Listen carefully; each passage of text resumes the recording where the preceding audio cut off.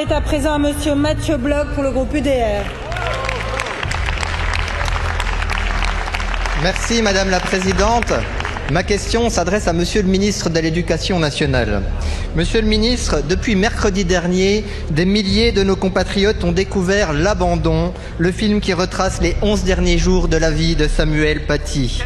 Ils en ressortent bouleversés, édifiés par la succession des renoncements qui ont conduit un professeur courageux à mourir seul, abandonné par la République. La mémoire de Samuel Paty s'impose à votre administration, Monsieur le ministre, pour ne pas reproduire les mêmes erreurs. Sa mémoire et celle de tous ceux tombés à cause de la barbarie islamiste s'impose aussi à tous et surtout à notre jeunesse. Or, que constatons-nous ?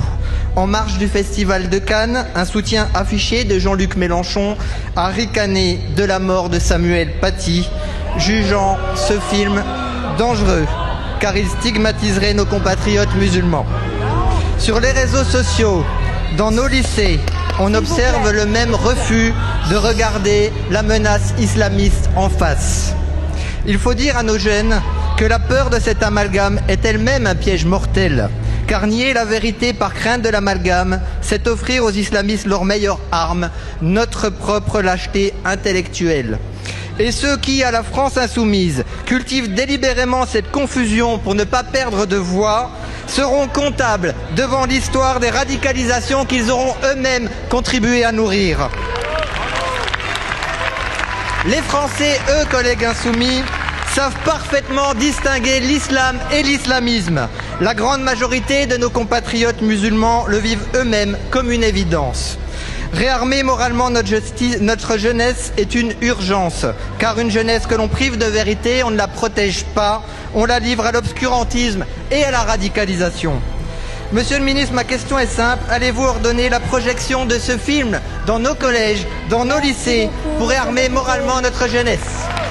La parole est à Madame Sabrina Roubache, ministre en charge de la formation professionnelle et déléguée auprès du ministre de l'Éducation nationale. Merci Madame la Présidente, Mesdames et Messieurs les députés, Monsieur le député Bloch, permettez-moi de répondre en lieu et place du ministre de l'Éducation nationale qui est retenu au G7 des ministres d'éducation nationale.